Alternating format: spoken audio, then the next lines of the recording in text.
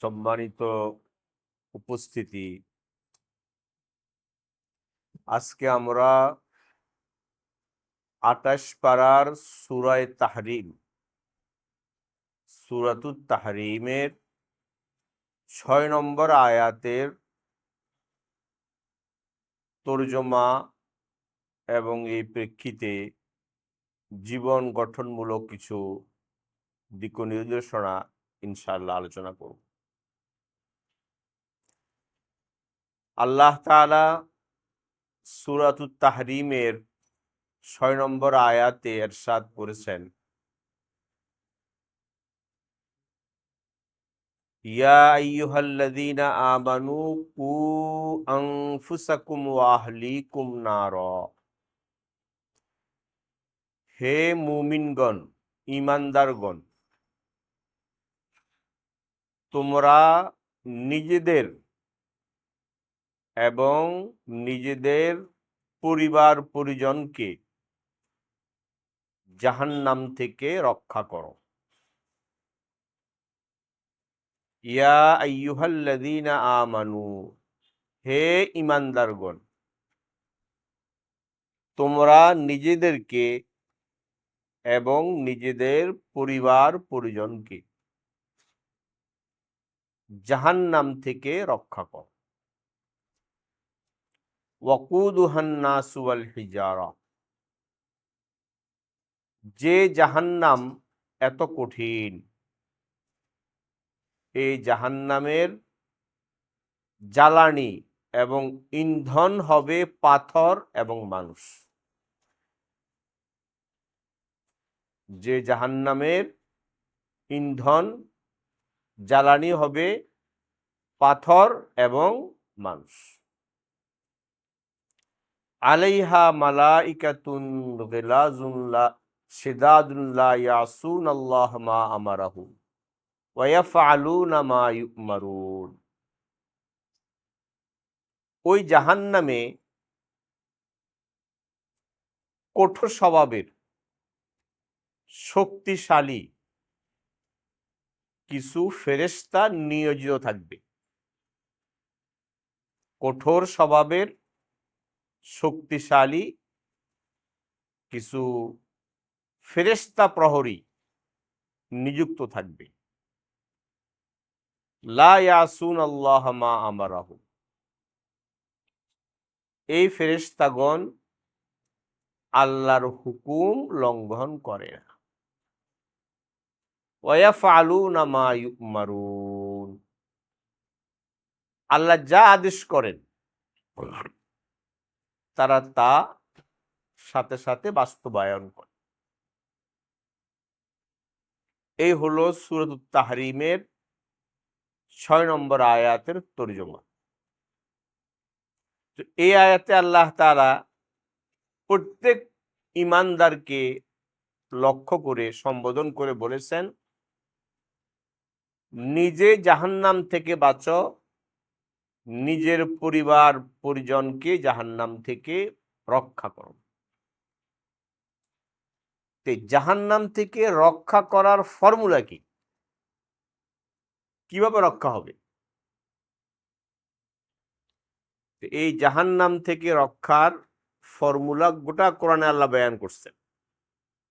মৌলিকভাবে জাহান্নাম থেকে রক্ষা পাওয়ার, জাহান্নামের কঠিন শাস্তি থেকে রক্ষা পাওয়ার, নাজাত পাওয়ার ফর্মুলা ৩টা। একটা হলো ঈমানে খালেস, ২ নম্বর আমলে সালেহ, ৩ নম্বর আখলাকে হাসানা। অর্থাৎ ১ নম্বর খাঁটি নির্ভেজাল ঈমান, জাহান্নাম থেকে পরিত্রাণ রক্ষা। জাহান্নাম থেকে পরিত্রাণ রক্ষার উপায় কি? ফর্মুলা কি? মৌলিক ফর্মুলা ৩টা। ১ নম্বর খাঁটি নির্ভেজাল ঈমান, আল্লাহর একত্ববাদে বিশ্বাস, নবীজির প্রতি বিশ্বাস, আখিরাত পরকালের প্রতি বিশ্বাস, আসমানি কিতাব সমূহের প্রতি বিশ্বাস, তাকদীরের ভালো মন্দের প্রতি বিশ্বাস, এই যে ঈমান, ঈমানটা খাঁটি এবং নির্ভেজাল হওয়া, ঈমানের সাথে কুফুর, শিরক, বেদাত মিশ্রিত না হওয়া। এক শব্দে জাহান্নাম থেকে বাঁচার প্রথম মাধ্যম হইল নির্ভেজাল এবং খাঁটি ঈমান। ঈমান হইতে হবে পিওর, খাঁটি, নির্ভেজাল। 2 নম্বর আমলে সালেহ, নেক আমল, সৎকর্ম, যাবতীয় নেক আমল। আল্লাহ তাআলা যে সমস্ত আমল করার জন্য বলেছেন এগুলো সব নেক আমল। নামাজ পড়া, রোজা রাখা, হজ করা, যাকাত দেওয়া, জিকির করা, দোয়া করা, এগুলো নেক আমল। মানুষের উপকার করা, কল্যাণ সাধন করা, সদাচরণ করা, সদ্ব্যবহার করা, এগুলো নেক আমল। যত আমল করতে, মন্দ কাজ করতে আল্লাহ নিষেধ করছেন, যত মন্দ কাজকে নিষেধ করছেন সেটা বদামল। সুদ খাওয়া, সুদ দেওয়া নেওয়া, ঘুষ দেওয়া নেওয়া, মিথ্যা বলা, প্রতারণা করা, ঠগানো, ধোঁকা দেওয়া, মানুষকে নিয়ে ঠাট্টা বিদ্রুপ উপহাস করা, মানুষের চরিত্র হনন করা, মানুষকে নিয়ে ট্রল করা, ফান করা, বলো না এখন টিকটক করা, এসব হারাম। তো যত কাজ আল্লাহ নিষেধ করছেন সবগুলো হলো বদামল, আর যত কাজ আল্লাহ করতে বলছেন সবগুলো হলো নেকামল। তো জাহান্নাম থেকে বাঁচার দ্বিতীয় ফর্মুলা হলো সৎকর্ম করা, নেকামল করা। আর 3 নম্বর ফর্মুলা হলো আখলাকে হাসানা, উত্তম গুণাবলী, উন্নত গুণাবলী এবং সচ্চরিত্র। এই সচ্চরিত্র, উত্তম গুণাবলী অর্জন করা, সৎ স্বভাব, উত্তম স্বভাব, উত্তম চরিত্র গ্রহণ করা, অসৎ স্বভাব, অসৎ চরিত্র এটা বর্জন করা। তাহলে আমরা সংক্ষেপে বুঝলাম জাহান্নাম থেকে বাঁচার জন্য মৌলিকভাবে কাজ 3টা। কয়টা? 1 নম্বর কাজ নির্ভেজাল খাঁটি ঈমান। 2 নম্বর কাজ নেকামল আমাল সালেহা, সৎকর্ম করা। 3 নম্বর কাজ উন্নত উত্তম চারিত্রিক গুণাবলী দ্বারা নিজকে সজ্জিত করা। এই 3 কাজ করলে জাহান্নাম থেকে রক্ষা পাওয়া যাবে। আল্লাহ বলছেন প্রত্যেক মুমিনকে, হে ঈমানদারগণ, নিজে জাহান্নাম থেকে বাঁচো, নিজের পরিবার পরিজন, সন্তান সন্ততিকে জাহান্নাম থেকে রক্ষা করো। এই রক্ষা করা আর বাঁচার উপায় হলো 3 কাজ করা: ঈমান খাঁটি করা, নির্ভেজাল করা, সৎকর্মপরায়ণশীল হওয়া এবং নিজেকে উত্তম চরিত্রে সজ্জিত করা।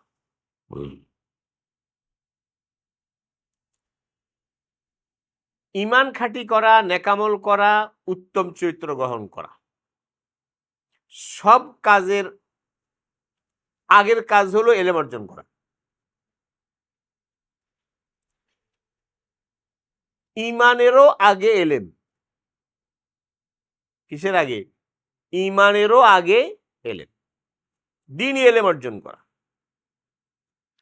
আমি ইমান খাঁটি কিভাবে করব? আমার ইমান খাঁটি না ভেজাল কিভাবে বুঝবো? এলেমের প্রয়োজন। কোনটা সৎকর্ম আর কোনটা অসৎকর্ম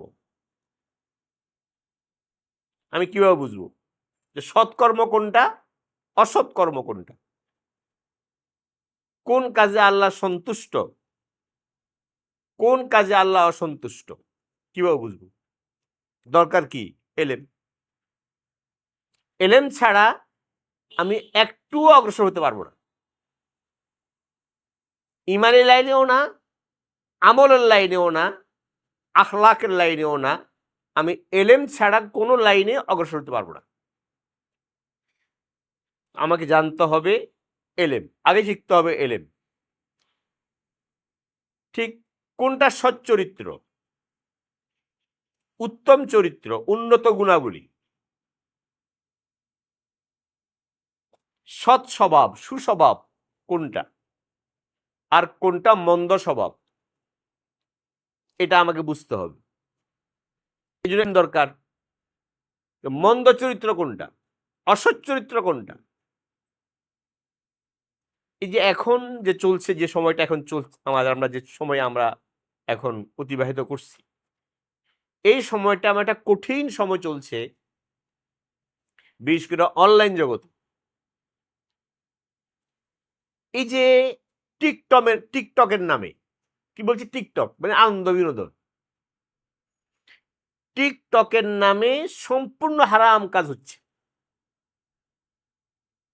মিথ্যাচার, গুজব, অন্যের চরিত্র হনন, গীবত, পরনিন্দা, দোষচর্চা হচ্ছে কি না?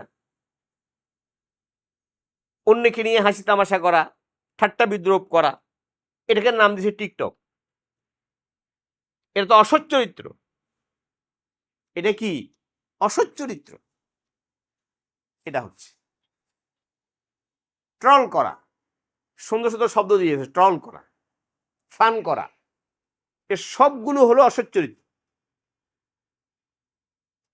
এর সবটার মাধ্যমে আরেক ভাইয়ের দোষ চর্চা করা হচ্ছে, আরেকজনের চরিত্র হরণ করা হচ্ছে, আরেকজনের মনে আঘাত দেওয়া হচ্ছে, কষ্ট দেওয়া হচ্ছে, আরেকজনকে নিয়ে তুচ্ছতাচ্ছিল্য হেয় করা হচ্ছে। সবটার মধ্যে আছে ধোঁকা আছে, প্রতারণা আছে, মিথ্যাচার আছে, গুজব আছে, সবটার মধ্যে আছে। ট্রলের মধ্যে ট্রল আর ফান, এ সবটার মধ্যে আছে। এগুলো সব অসৎ চরিত্র। আমরা জানি না, দিনদার, নামাজ পড়ি বলে দিনদার, কিন্তু আমি এগুলো করি ফান করে, ট্রল করে আরেকজনকে নিয়ে। তো কোনটা অসৎ চরিত্র, কোনটা সৎ চরিত্র,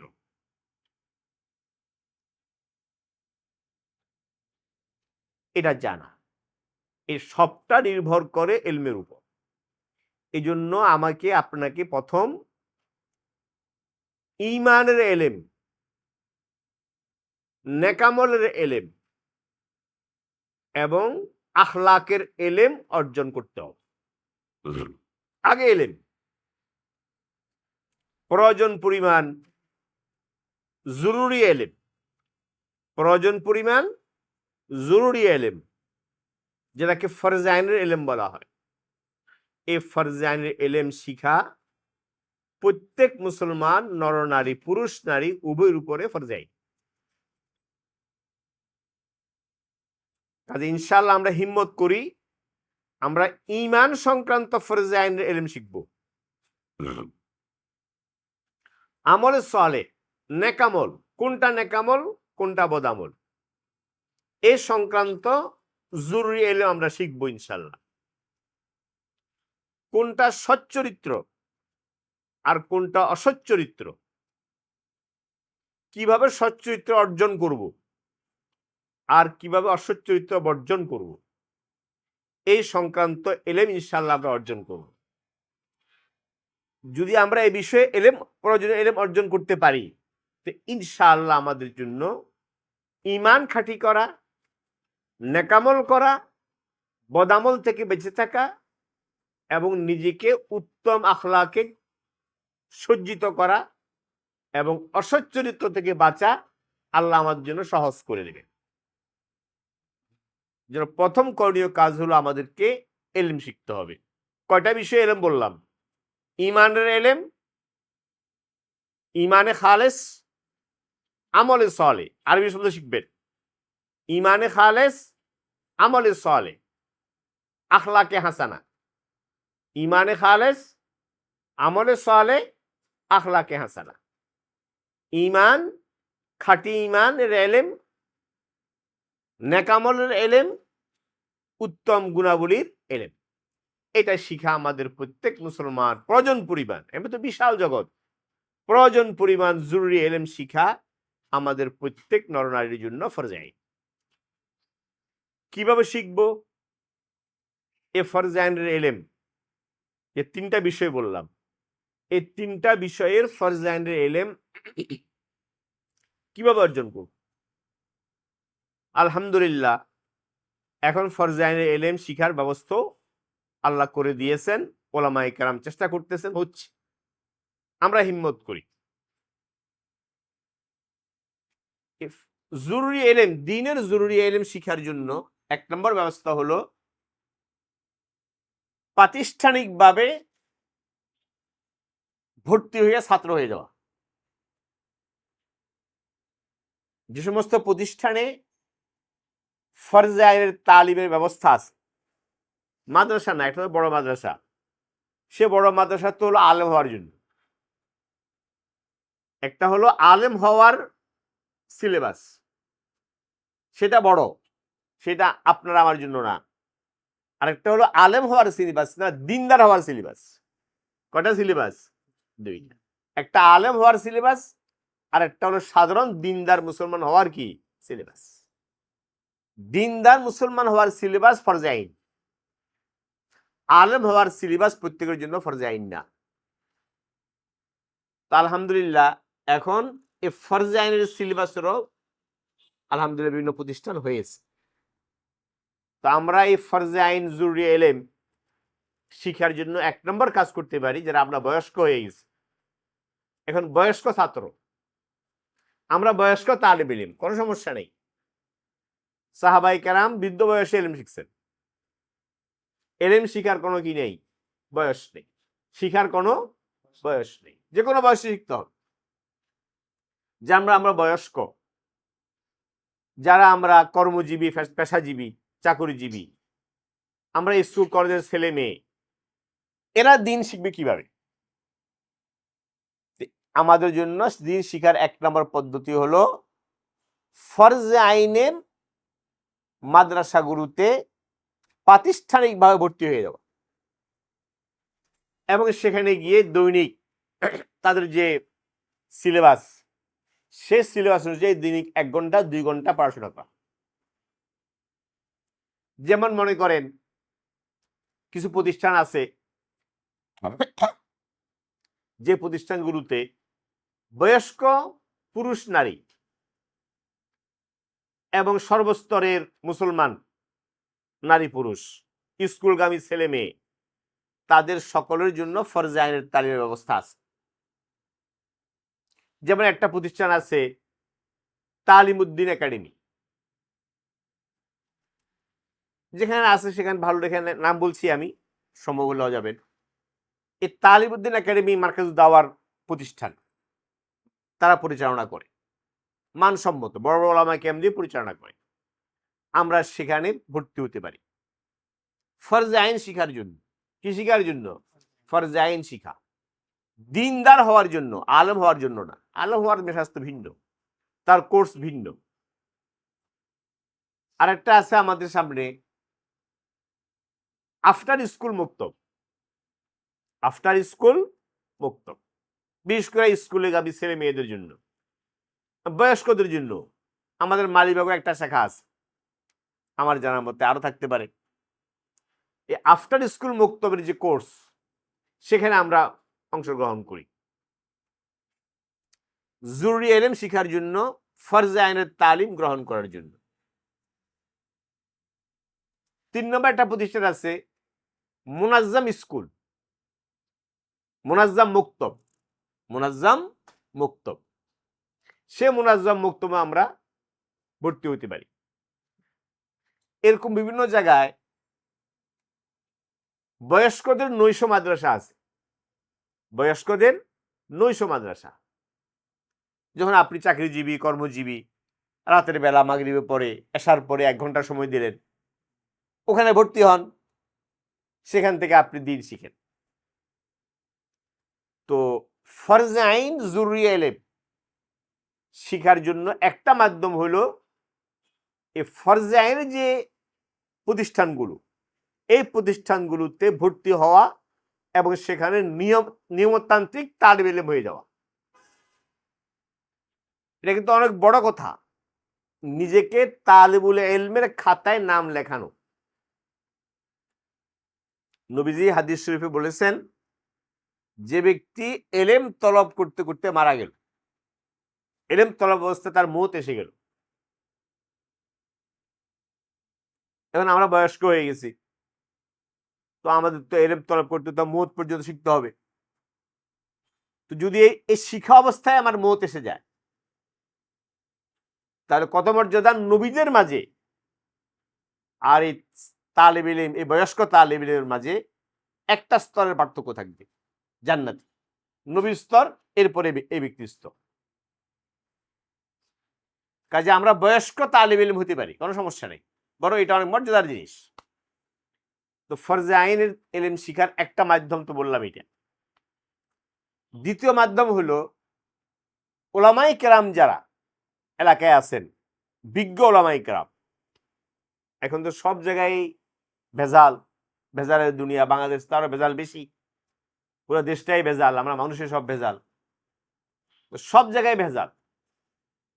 যারা বিজ্ঞ ওলামাই কেরাম, মুত্তাকি পরহেজগার বিজ্ঞ ওলামাই কেরাম, প্রাজ্ঞ বিজ্ঞ ওলামাই কেরাম, এই ওলামাই কেরামের কাছ থেকে জিজ্ঞাসা করে করে দিন শিখা, জিজ্ঞাসা করে করে ইমান শিখা, জিজ্ঞাসা করে করে নেকামল শিখা, বদামল শিখা, জিজ্ঞাসা করে করে আখলাক শিখা, ওলামাই কেরামকে জিজ্ঞেস করে করে শিখা। সাহাবাই কেরাম করছেন।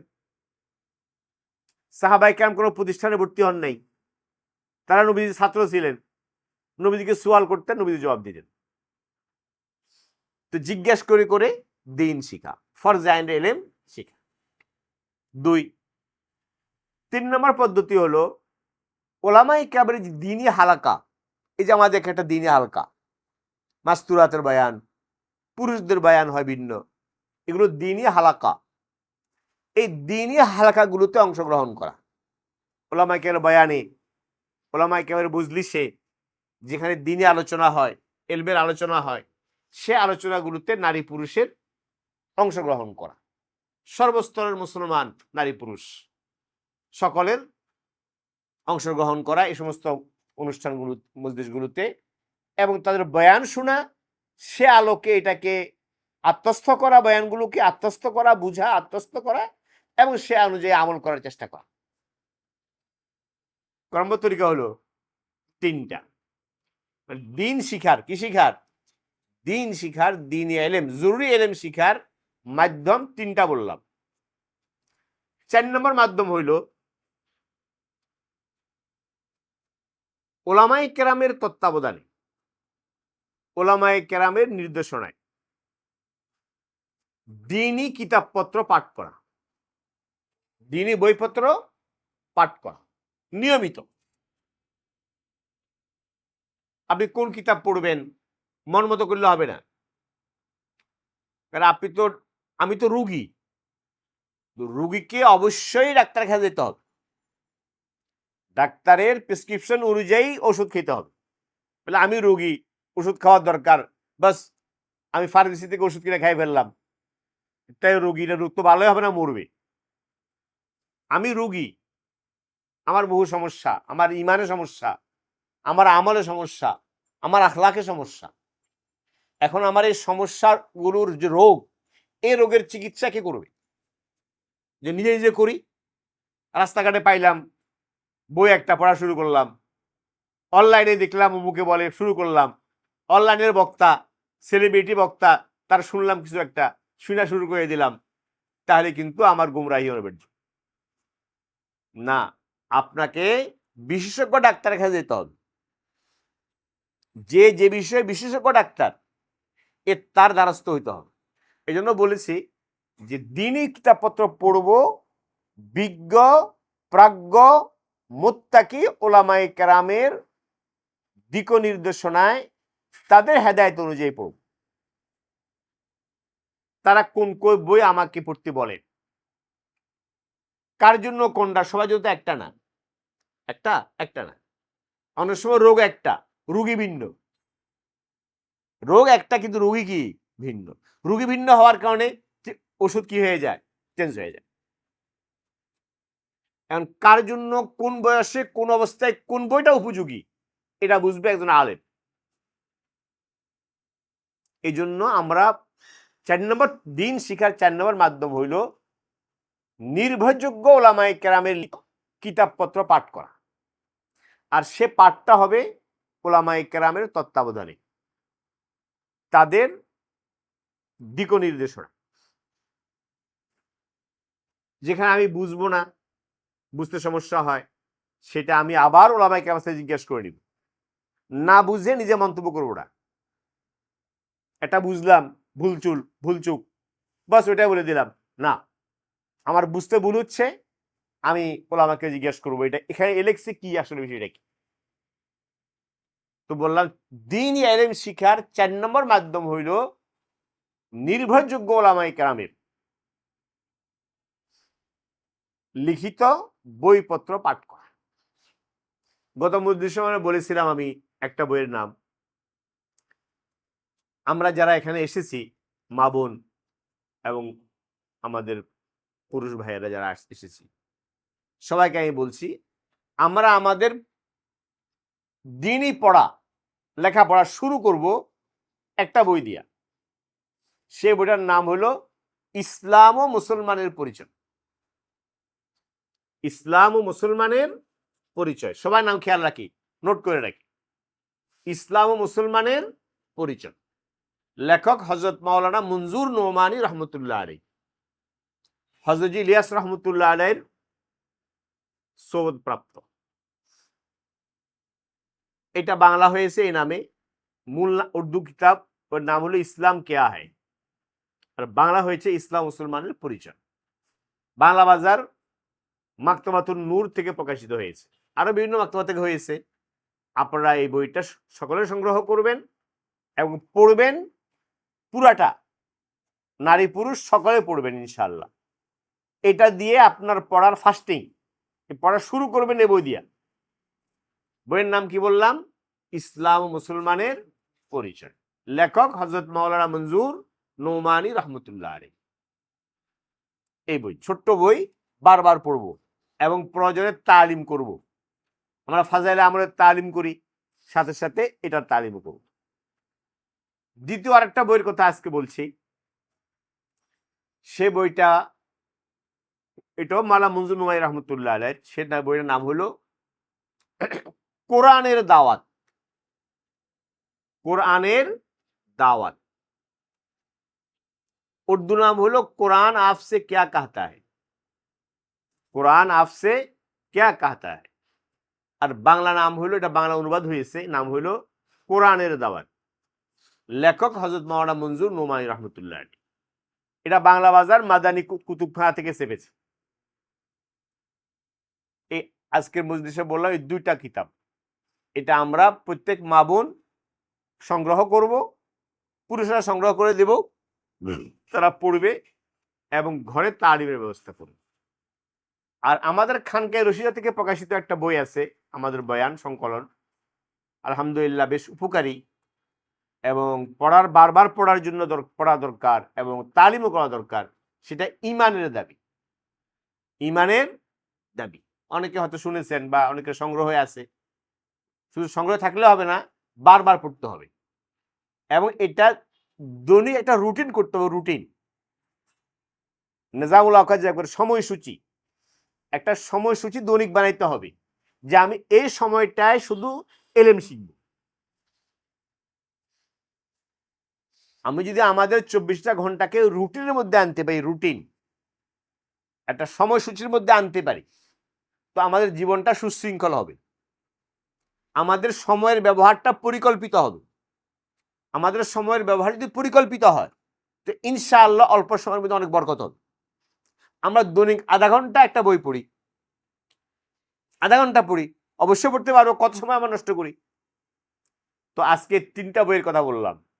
একটা বইয়ে বললাম ইসলাম মুসলমানের পরিচয়, আর একটা বললাম কোরআনের দাওয়াত, আর একটা বললাম ইমানের দাবি। এই 3টা বই আমরা প্রত্যেকে সংগ্রহ করব এবং ইনশাআল্লাহ এই 3টা বই নিজেরা পড়ব এবং ঘরের তালিমের ব্যবস্থা। এবং মার্কাজ দাওয়া থেকে যে মাসিক আল কাউসার প্রকাশিত হয়, আমরা চেষ্টা করব এই আল কাউসার পত্রিকাটা প্রত্যেকেই পড়ার।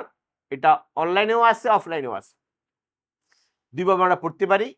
এটার ভালো ভালো লেখাগুলো মৌলানা আব্দুল মালিক সাহেবের লেখাগুলো আছে, আরো অনেকের ভালো ভালো সুন্দর সুন্দর লেখা আছে, এগুলো পড়বো। পড়ার অভ্যাস করতে হবে। দ্বীনি এলেম শিখা ফরজ, এই ফরজে আইনের এলেম শিখতে হবে। এটা শিখার জন্য সময় বের করতে হবে। বলে খুব ব্যস্ত, আপনি যে কাজে ব্যস্ত, আমি যে কাজে ব্যস্ত, তার চেয়ে বেশি প্রয়োজন এটা। কাজে আমরা প্রত্যেকেই দৈনিক আধা ঘন্টা, 40 মিনিট, 1 ঘন্টা সময় বের করি যে এই সময় আমি নতুন কিছু শিখবো, দ্বীনি এলেম শিখবো। শিখলাম একটা, বাস 20 বছর চলে গেল, একটাই শিখলাম, আর শিখলাম না, এটা তো হলো না। দ্বীনি এলেম প্রতিদিন নতুন কিছু শিখা চাই। তো এই 4টা বললাম দ্বীনি এলেম শিখার। কয়টা উপায় বললাম? 4টা। কয়টা উপায় বললাম? 4টা। এই 4টা পন্থায় দ্বীনি এলেম শিখা যায়, শিখব। আরেকটা কথা বলি, কথাটা শেষ করছি, সেটা হলো ঘরের পরিবেশ। আমাদের ঘরের পরিবেশ, প্রত্যেকের ঘরের পরিবেশ দিনদারি নিশ্চিত করব। আমাদের প্রত্যেক ঘরে যেন দিনদারি থাকে, পরিবেশটা দিনদারি হয়। ঘরের পরিবেশ যদি দিনদারি থাকে, ইনশাআল্লাহ আমার বংশধর সন্তান সন্ততি দিনদার হবে। গুণবতী মা, গুণবতী মা, পুণ্যবান পিতা। কি বললাম? গুণবতী মা আর পুণ্যবান পিতা, এই যদি সমন্বয় হয়, অবশ্যই সন্তান দিনদার হবে, নেককার হবে, আল্লাহওয়ালা হবে, প্রাজ্ঞ জ্ঞানী পণ্ডিত আলেম হবে। এই জন্য মাকে হইতে হবে গুণবতী এবং পিতাকে হইতে হবে পুণ্যবান নেককার। ঘরের পরিবেশ হইতে হবে দিনদারি। যে এটা আমরা নিশ্চিত করতে পারি, ইনশাল্লাহ আমাদের ভবিষ্যৎ প্রজন্ম, আমাদের ভবিষ্যৎ বংশধর সন্তান সন্ততি, তারা ইনশাল্লাহ দিনদার। এই জন্য প্রত্যেকে ঘরের পরিবেশে দিনদারি নিশ্চিত করি। ঘরে যেন হারাম কাজ না হয়, নাজায়েজ কাজ না হয়, গুনার কাজ না হয়। আমরা পিতা মাতা যেন গুনাহ না করি। যদি আমি পিতা, আপনি মাতা, যদি সন্তান দেখে আমার পিতা মাতাই কি করে, মিথ্যা বলে, আমার পিতা মাতা মিথ্যা কথা বলে, আমার পিতা মাতার প্রতারণা করে, ঠগায়, মানুষকে নিয়ে ট্রল করে, মানুষকে অপমান করে, আমার পিতা মাতার মধ্যে মোবাইল আসক্তি, যখন সন্তান দেখে মা টিপতেছে একখান দিয়া, বাপ টিপতেছে আর একখান দিয়া, মোবাইল আসক্তি, মোবাইল নিয়ে ব্যস্ত, সন্তানের মধ্যে কি প্রভাব পড়বে? সন্তান কি হবে? আপনি কিভাবে আশা করেন, আমি কিভাবে আশা করি আমার সন্তান কি হবে? নেককার পরেজগার হবে। এই জন্য সন্তান নেককার পরেজগার হইতে হলে প্রথম করণীয় হলো আমি পিতা মাতাকে কি হইতে হবে? নেককার পরেজগার হইতে হবে। ঘরের পরিবেশে দিনদারি নিশ্চিত করতে হবে, যাতে ঘরের পরিবেশে কোনো গুনাহ না হয়, এটাকে আমাদের নিশ্চিত করতে হবে। আর সন্তানকে, একটা কথা আছে আজকাল খুব বলা হচ্ছে যে পারিবারিক শিক্ষা, সন্তানের মানে মানব সভ্যতার মূল কথা হলো পারিবারিক শিক্ষা। মানব সভ্যতার সূচনা হয় পরিবার থেকে। যদি পারিবারিক শিক্ষাটাই না হয়, তো মানব সভ্যতা ধ্বংস হয়ে যাবে, মানুষ থাকবে না, মানুষ পশু হয়ে যাবে। পারিবারিক শিক্ষা, এই পারিবারিক শিক্ষা দিবে পিতার মাতা। এর মধ্যে পিতার চেয়েও মাতার ভূমিকা বেশি, কারণ পিতা থাকে বাহিরে ব্যস্ত, মা থাকে সবসময় ঘরে, আর সন্তান অবশ্য সন্তান মায়ের কাছে থাকে। এই জন্য এই ক্ষেত্রে মাকে বলা হয় মায়ের কোল সন্তানের প্রথম বিদ্যালয়। মায়ের কোল সন্তানের প্রথম বিদ্যালয় হলো মায়ের কোল। মা যেমন হবে সন্তান তেমন হবে। এই জন্য মার দায়িত্ব হলো মা সন্তানকে দ্বীনি তরবিয়ত, দ্বীনি তালিম, দ্বীনি তরবিয়ত দেওয়া। যেমন 1 নম্বর তরবিয়তের প্রথম অংশ হলো সন্তানের সামনে পিতামাতা কোনো হারাম কাজ করবে না, হারাম কথা বলবে না, হারাম কাজ করবে না, হারাম কথা বলবে না। এটা তরবিয়ত। এবং সন্তান কথা বলা শুরু করে তাকে প্রথম শিখাইতে হবে কার নাম? আল্লাহর নাম। প্রথম শিখাইতে হবে কলমায়ে তাওহীদ, লা ইলাহা ইল্লাল্লাহ মুহাম্মাদুর রাসূলুল্লাহ। বাচ্চাকে শিখাবে, মুখে মুখে শিখাবে। বাচ্চাকে মা শিখাবে যে মেহমান আসলে কি বলতে হয়। মেহমান আসলে হাসি মুখে তাকে সম্ভাষণ জানাতে হয়, তাকে সালাম দিতে হয়, আসসালামু আলাইকুম রাহমাতুল্লাহ, মা শিখাবে। ওয়ালাইকুম আসসালাম রাহমাতুল্লাহ, মা শিক্ষা দিবে। মা বাচ্চাকে শিখাবে খাওয়ার শুরুতে বিসমিল্লাহ বলো, আব্বা বিসমিল্লাহ বলে খাওয়া শুরু করো, খাওয়ার মাঝে মাঝে আলহামদুলিল্লাহ বলো। এইভাবে বলে বলে বলে সন্তান কি করতে হবে? মা আর আব্বা পিতা মাতা সন্তানকে গড়ে তুলবে। এটা পারিবারিক শিক্ষা। এবং বলতে হবে বড়কে সম্মান করা শিখাতে হবে। এবং সম্মানের সম্বোধন, আব্বা যান, আম্মা যান, তুমি। এই যে এখন আমরা শিখে কি বাপকে বলে তুমি, মাকে বলে তুমি না, এটা শিখাইতে হবে সন্তানকে যখন বুলি শুরু হয় যে আব্বা যান, আম্মা যান, দাদা যান, দাদু যান। এভাবে ভদ্র ভাষায় ভদ্রতা, নম্রতা, কোমলতা সন্তানকে শিক্ষা দেওয়া। মেহমানকে কিভাবে সম্বোধন করতে হয়, এই কাজগুলো মা সন্তানকে মুখে মুখে শিখাইতে পারে বিদ্যালয়ে যাওয়ার আগে, মাদ্রাসায় যাওয়া, স্কুল যাওয়ার আগে। এটা পারিবারিক শিক্ষা। এই শিক্ষা হলো সন্তানের বুনিয়াদী শিক্ষা। যদি পারিবারিক শিক্ষা না থাকে তাহলে মানব সভ্যতা টিকবে না, ধ্বংস হয়ে যাবে, যেটা এখন হচ্ছে।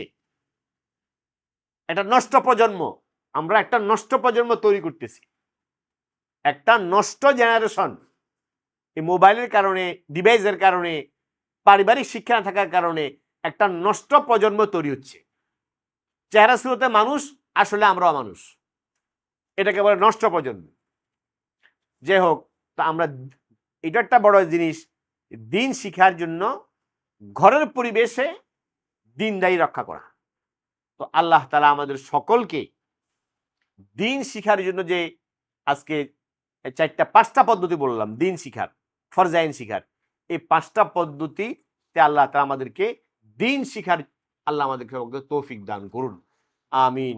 ওয়া আখিরু দাওয়ানা আলহামদুলিল্লাহি রাব্বিল আলামিন। হ্যাঁ, ও প্রথম বলেছিলাম নিজে জাহান্নাম থেকে বাঁচতে হবে, নিজের পরিবার পরিজনকে জাহান্নাম থেকে বাঁচাইতে হবে। এই বাঁচাইতে হলে 3 কাজ করতে হবে। 1 নম্বর কাজ নির্ভেজাল খাঁটি ঈমান।